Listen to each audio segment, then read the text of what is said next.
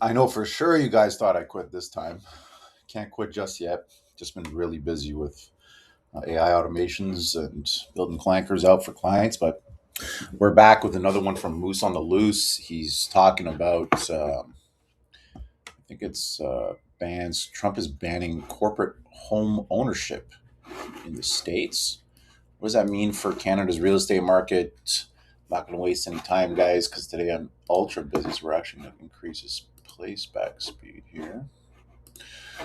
Well, let's get into it. Let's see what Mr. Moose on Loose has to say. If our real estate economy here gets any worse, oh God, pray for Canadians. Let's do it.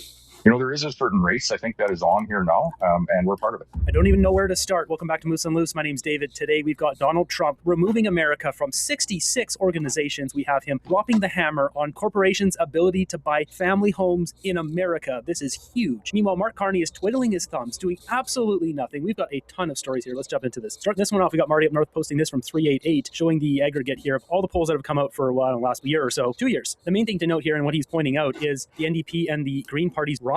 You can see it down here, this little blip up here. NDP in a lot of polls now are up to 12%. They were down at like 6%, so they've gained back a lot of their support. Those are swing voters who voted for Mark Carney, and now they've come back. He also mentions the Conservatives have dropped a little bit too, but if you look at the drop here, it's quite a bit more. The Liberals have lost a lot more than the Conservatives, and this is what we expected. There'd be a couple swing voters that went Conservatives. More of them, because they're leftists, would go to the Liberal Party, and they've all gone back to the Green Party and the NDP. This is awful for Mark Carney, and that he's doing everything possible to try to not have an election because he knows he's going to lose at this point. And so what is he doing? He's off to China. So I mentioned this in the previous video. We got a bit more details here. He's heading over to Beijing for 4 days, which is crazy. He's spending that much time there. And on top of that, he's going over to the World Economic Forum. Of course he is. 2 days at the World Economic Forum. I thought this was funny, Melissa posting this. So last month, the RCMP restricted the use of Chinese-made drones, citing high security risk, and yet Mark Carney is traveling to China to make trade deals. So as Carney would say, who cares? How much stuff do you guys get from China? I get a lot of stuff from China. Love ordering stuff online from China. It's super cheap.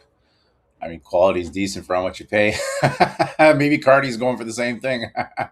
RCMP restricts Chinese-made drones, the vast majority of its fleet. Police say 80% of the drone fleet presents a high security risk. Yeah, Carney doesn't care. Xi Jinping campaigned for him during the election. Moving ahead, we've got this bombshell. Trump withdraws from 66 international organizations and treaties, including major climate groups. This is absolutely wild. In a presidential memorandum, Trump said it is contrary to the interests of the United States to remain a member or participate in or otherwise provide support to the organizations, which also include groups geared towards education, economic development, cybersecurity, human rights, and others. And these organizations, there's a guy here on X who posted all of them. 24/7 Carbon-Free Energy Compact. We're not going to read all these, but Colombo Plan Council, Global Forum on Migration and Development, International Energy Forum, International Solar Alliance, Renewable Energy Policy Network. There's just organization after organization. A whole bunch of these are UN ones at the bottom: UN Alliance of Civilization, UN Democracy Fund, UN Energy, UN Oceans, UN Population Fund. Trump just pulled out of the world. There's a ton. This is wild. Trump is making massive moves right now. This is going to fire so many useless people sitting there drawing salaries and doing almost nothing for the world. I mean, yeah, I think that's true. We've also got this too. So remember the president of Colombia trying to egg on Trump, and then Trump said, oh yeah, you want me to go down there and get you too? And then he's like, whoa, whoa, whoa. Now he's backpedaling here. Colombian President Petro caves big time to Donald Trump. He just called Trump to drop the Tough Guy Act, and a meeting is arranged with Marco Rubio. And Trump says here, it was a great honor to speak with the president of Colombia, Gustavo Petro, who called to explain the situation of street candy and other disagreements that we may have had. Appreciate the call, etc. This is funny how these guys put on the Tough Guy Act, and then when Trump just even looks at them, they're like, okay, whoa, I was just kidding, And we've got Keir Starmer here. His polling is down to 11%, a new low. Of course it is. Look how bad things are in the UK. We also have this in the news: Chrystia Freeland being forced to resign. She's resigning now on Friday because, as I said, this is awful optics. You can't have her as an agent of Ukraine working in the Canadian government. Like, come on, what are the Liberals doing? I thought they were the ones that are great at politics but terrible at running the country. Now are they just terrible at politics and terrible at running the country? They're good at nothing. And speaking of good at nothing, we have Doug Ford. Listen to this nonsense. He is doubling down on getting rid of Crown Royal. How is this even legal? Clear, you are going to remove Crown Royal from the LCBO store shelves? Oh, 100% I am. When is that? 100%. No, I'm just going to focus on Crown Royal for now. Just focus on Crown. Why the hell? Guys, we got to do better in this country. First of all, why the hell we got our premier talking about dark liquor? What the fuck? Why are we having press conferences about dark liquor, guys? Man, you know what? I feel like I've been disengaged and disattached so much from what goes on in Canada. When I actually sit down and take a look through these videos, it sickens me, guys. We are out to lunch. And you know what? The more that I work on the projects we're working on, I feel like I'm like 20 years in the future for the stuff we're working on. And I'm just looking at these humans bumbling around getting upset because Crown Royale's made in the States and they don't want that dark liquor on the shelves in Canada. It's like, what the fuck are we doing, guys? We're talking about liquor in a press conference. Meanwhile, people can't afford food. Like, we're backwards as fuck in this country, guys. We have to do better. Like, we have to wake up and consciously say, I need to do better now, today. On Crown Royal, just attack one company. Like, what the heck, man? How is he not getting sued for this? He's such a buffoon. Yes, he is. That's what he is. That was the number one thing he is. And as Jasmine says, what a terrible message to the market. You do what we say or else we pull your product. Moving ahead, we have Donald Trump dropping another bombshell. And there's actually another one after this, just heads up. So Donald Trump's posting this: for a very long time, buying and owning a home was considered the pinnacle of the American dream. It was the reward for working hard and doing the right thing. But now, because of record high inflation caused by Joe Biden and the Democrats in Congress, the American dream is increasingly out of reach for far too many people, especially younger Americans. It is for that reason and much more that I'm taking immediate steps to ban large institutional investors from buying more single-family homes, and I will be calling on Congress to codify it. People live in homes, not corporations. I will discuss this topic, including further housing and affordability proposals and more, in my speech in Davos in 2 weeks. So he's going to the World Economic Forum. He's going to stick it to them there. And as you saw here, he's banning corporate ownership of single-family homes, detached homes. This is unreal. So comparing that to... Guys, that's honestly crazy that he's doing that, because that'll... I mean, I don't know what he's going to do about all the corporations that currently already own homes. But if he does ban corporate ownership, you might see the price or the value of homes plummet because they have to get rid of them. But I don't even mind that. It's going to give young people an opportunity in the States to buy a home. Hell, you might see me throw money into the States to buy a home. Like, who knows?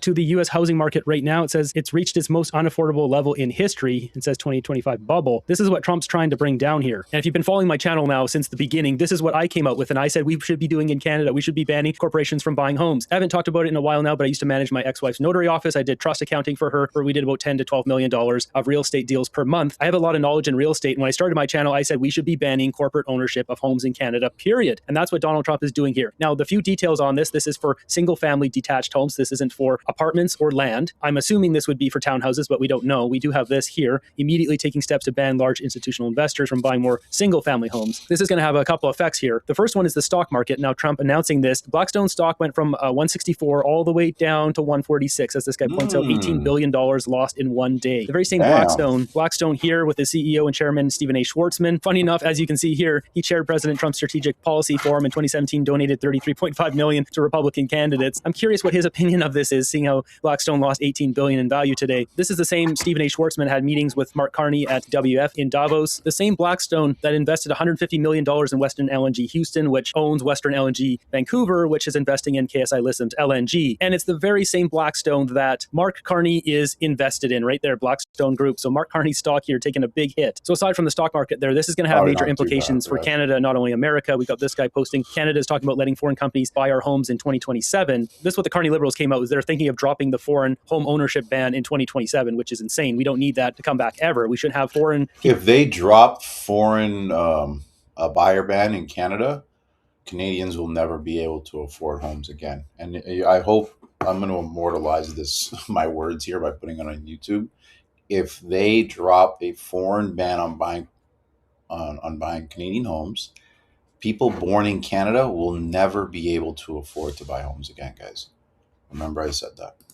People buying our houses. Why? What good is that for us? It's great for Justin Trudeau, who owns a real estate development company, and sure, Mark Carney and all these grifters have lots of real estate, but it's terrible for us. He says, meanwhile, Trump wants to ban Wall Street landlords from buying up single-family homes. Yeah, so I mean, what's Carney going to do here? Carney has buddies in the real estate industry. Bob Rennie, big developer in Vancouver. I got to think these big corporations, they're going to start buying more single-family homes in Canada. I would expect housing in Canada to get more expensive from this because there's going to be big institutional money that wants to buy single-family homes. A lot of them don't want to buy into condos because they don't want to deal with all the HOA fees or strata fees, maintenance fees. They don't have control over that stuff when you've got a council, a committee that votes on that stuff, where a single family home, you got to think of Brookfield or Blackstone or BlackRock. They have companies that can go and fix all this stuff. They have HVAC. They have all these guys they could send to fix all their houses. They have way more control. So they would rather, I think a lot of them would rather do single family homes versus condos. If they're doing condos, they probably like to own the entire building and rent all of it. They're not just going to buy individual units. So I don't know if this is really going to spike condo values in America all that much. I think more likely that money is going to flow to Canada and increase our real estate prices once again. And we should be banning this immediately. immediately. We should ban it today. No more corporations buying single-family homes. I've been saying this for 2 years. They have no business buying single-family homes. Canada is a Ponzi scheme that's trying to avoid collapse. That's basically our real estate market. Yep. Fixed housing and cost of living so income can run a household again like it used to. Looking at a few charts and graphs here, we've got this one. Toronto area median price sinks to a 5-year low, wiping all those world event gains, as you see from here all the way down to here. And for this market, all these big corporations, they're not going to go into Toronto. It's already way too expensive. The places they're going, we already see where they're going. Brookfield is investing in Edmonton, Calgary, places with lots of jobs, prosperity, a more booming market being run by a conservative. That's where these big institutional corporation investors are like BlackRock and Brookfield are going. They're going to cheaper places with better outlook and more jobs. Stuff like this, a $645,000 loss on a Mississauga bungalow isn't a bad flip. It's a case study of how 2022 housing narrative collapsed in real time. People getting their entire life savings wiped out because they trusted Justin Trudeau that interest rates would stay at historic lows. I mean, look at this one here. This is comparing United States, but we can look where Canada is on this map. Percentage of households own homes without mortgage. You got United States 23%, Canada 28%, owns homes with mortgages, 42% of Americans. Well, Canada's right there, 36%, and total home ownership, 65% of Americans, well, 64% of Canadians. We're so closely tied to America. These big corporations, they would rather invest somewhere close if they can't go to America, and there's Canada right there. They're going to pick these areas where jobs are coming in. It's going to be more in Edmonton, more in Calgary, probably some stuff in Saskatchewan, maybe. Guys, if you take this in,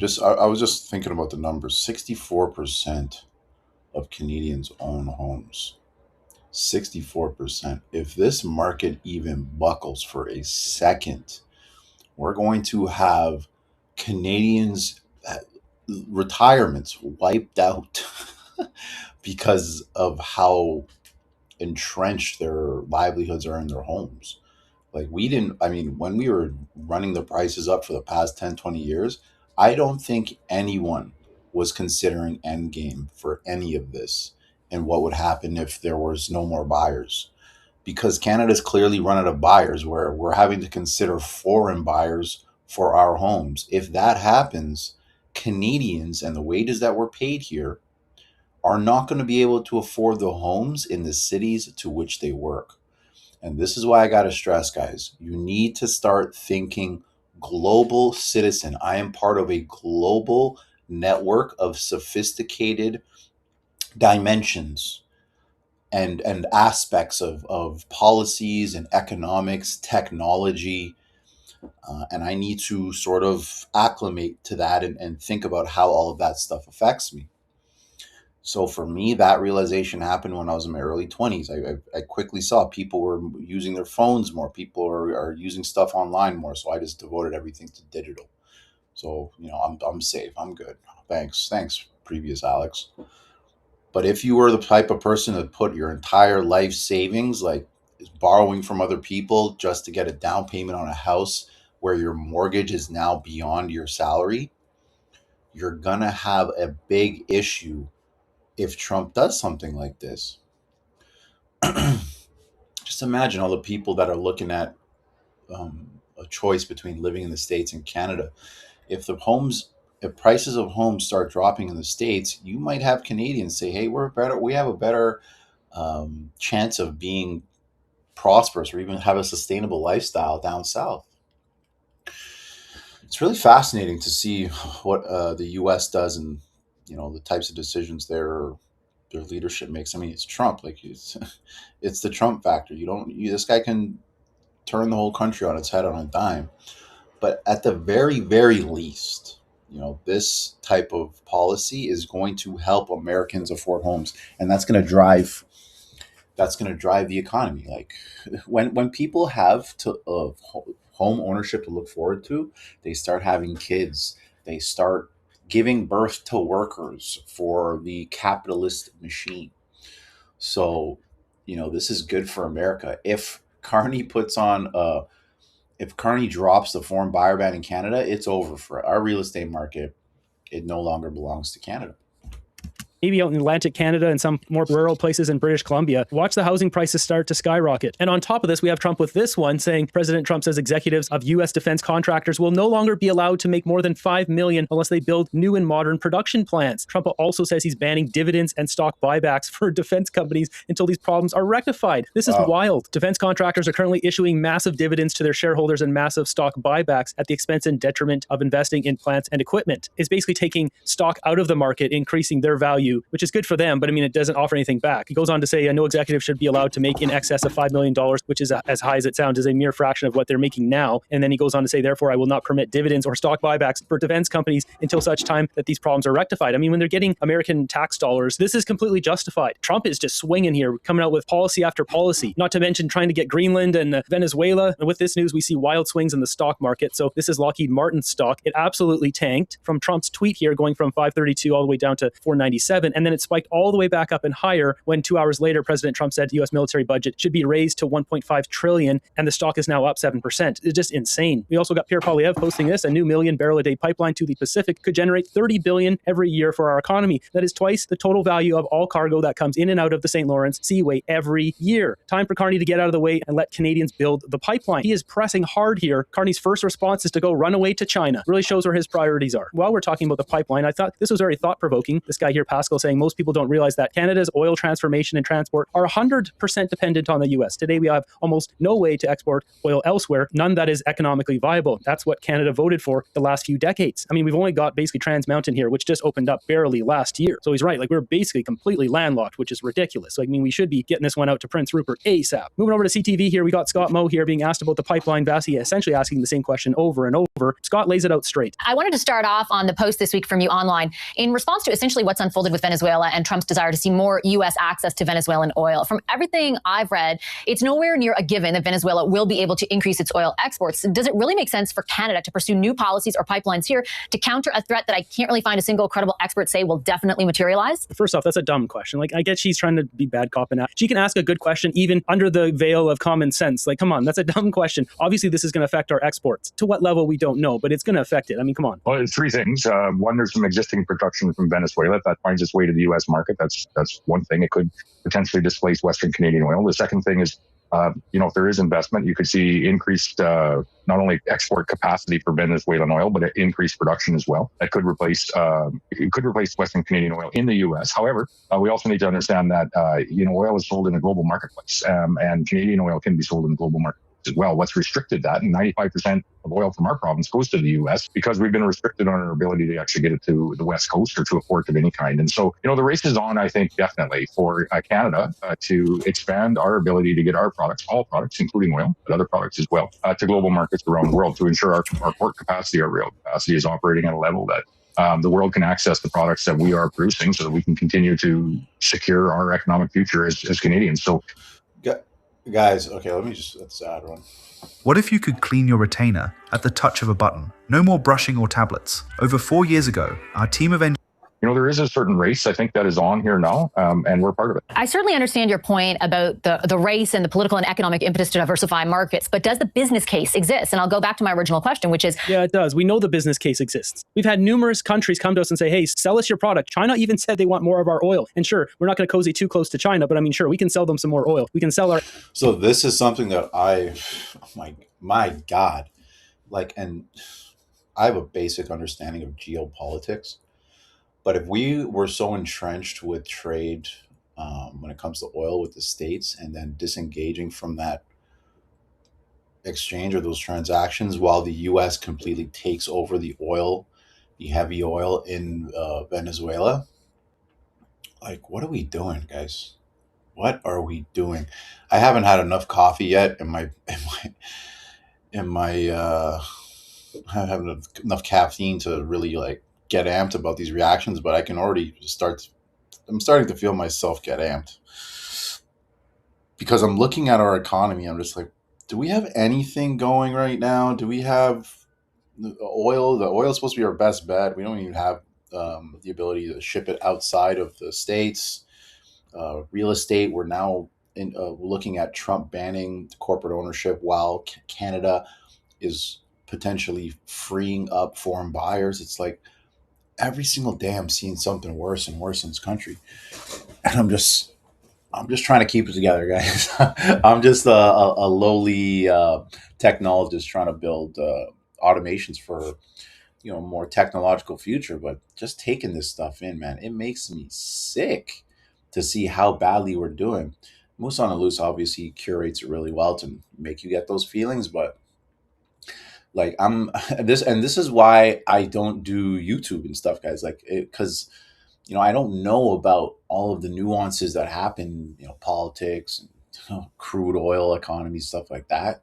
But just as someone who tries their best to have common sense, like, we're making so many mistakes in this country. It's hard to believe we have the adults are running this country, guys.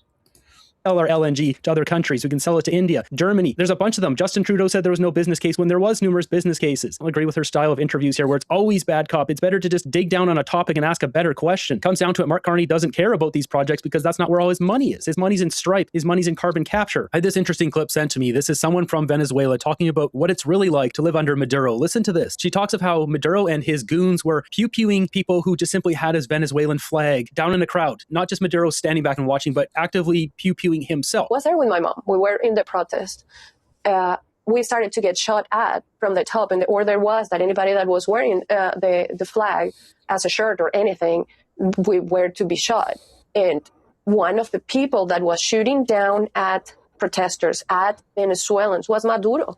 He was one of the people shooting down. And that is proven. And there are photos of him attacking people. So you cannot tell me that he shouldn't be there. Now, he's there. There are so many other things that he has done that he's not paying for. But America is making him accountable for the things that are threatening directly Americans. He's already been indicted on numerous things that, as she said, affects Americans, but he's not getting charged for all these other crimes he's committed in Venezuela. But as you heard, Maduro himself pew-pewing at people, protesters, he's coming out and pew-pewing them. The left supporting this guy is saying international law release Maduro is absolutely insane. We see this out of Minneapolis today. A bunch of people block the road. These are all leftists just going crazy here. There's no audio on this, but you can see like it got really bad. Some ICE officers showed up trying to arrest some people. A lady tried to run them over and then they pew-pewed the lady and she perished. And now these people are melting down even more. I mean, these people advocating for Maduro's release, it's something on another level. And while we're talking about Maduro and oil and tankers, we've got footage here. I believe Delta Force coming in, helicopter coming in and boarding the vessel. This is crazy. So there's obviously another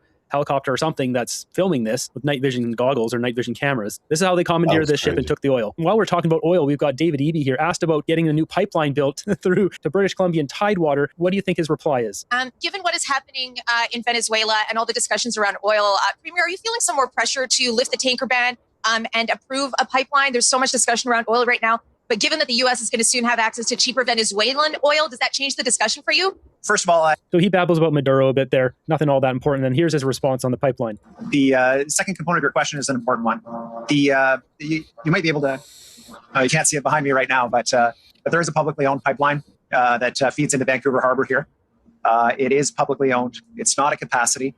We're happy to work with Alberta and the federal government on ensuring access to Tidewater. But what we don't support, what I don't support, is taxpayers paying for another publicly owned pipeline across the north. The economics have been very challenging for that proposal. There is still no private sector proponent. There's nobody who wants to build it. Yeah, because it's blocked. You're not allowed to build a pipeline. This guy's the audacity to even mention money at all. When he took a $6 billion surplus from John Horgan and turned it into an $11 or $12 billion deficit. He's been a disaster for British Columbia. He needs to resign. From the private sector, if the price of oil is staying low and continues to stay low, I expect there to be calls for another publicly funded pipeline when we don't even use the one that we have. That's not the plan. The plan is to get rid of regulations and the companies will come in. He knows this. He's being a doofus as usual. And a pipeline that's not at capacity is like 87%. We need to be building another one right now. Moving ahead, I thought this was hilarious. So Table Salt posting this. People are using Grok AI to ask questions and it'll auto-generate pictures. And it's getting out of control on X. People are posting all sorts of politicians and people and asking them to be put into bikinis and whatever. But this one here, Grok removed the traitor to Canada. Look at the response. That must burn, Carney. Generate pictures, and that it's getting so out of funny. Okay, I do like Moose on the Loose. He makes this fun for me because like just the reality of what's going on in Canada is crap. Moose on the Loose makes it fun. But guys, if you like this type of content, you like Moose on the Loose, I'm gonna try my best to follow the story of what's going on in Canada. This next 3 months gonna be super hard for me because I got a lot like project wise. Like I'm so overwhelmed with projects. But it's good. It's a good overwhelm. Like I have work. Work for others. Great. But, I'll try my best to get a video out here and there. But if you guys like this content, hit like and subscribe. If you don't, dislike, subscribe anyways. Beat us up later. But what do you guys think of this? Like, what do you guys think of our politicians right now in Canada? Bumbling about while Trump is swinging hard right now at the world. Like, kidnapping Maduro. I mean, there's probably they probably have some technical reasons for picking him up, but I mean, that woman saying that he was shooting into crowds of protesters. Jesus Christ, guys, what is going on? But you know, I sometimes I feel like Trump is like he feels like he's the dad of the world. I mean, when you're the president of the United States, you're pretty much like the center of power of the world. So you see something like that going on, maybe you do feel like I got to go in and remove Maduro. But for him to do that corporate home ownership thing, that's crazy, guys. Like that is wild stuff, guys. I mean, that's the first thing I've ever seen from him where it looks really on the surface he's trying to help the average American. And honestly, who knows? Maybe in Trump's age and his second term, he's just firing off on all cylinders. So, Trump does a lot of bad stuff, but I like him for that stuff. Like he does. Trump is not a good man. He's not a bad man. He's a great man. He's gonna do great shit. Maybe he is a bad man. Who knows? But it's not for me to say. Again, I'm not a politician. I just observe what they do. Does it align with the best interests of humans and their technological adoption? Owning homes is a good start. In Canada, we can't even get. We have some of the most oil in the world. Can't get it out of our country. I mean, and people can't afford homes, can't afford to eat. Like, what's going on? Anyways, guys, I'm looking forward to the next one. Bye now.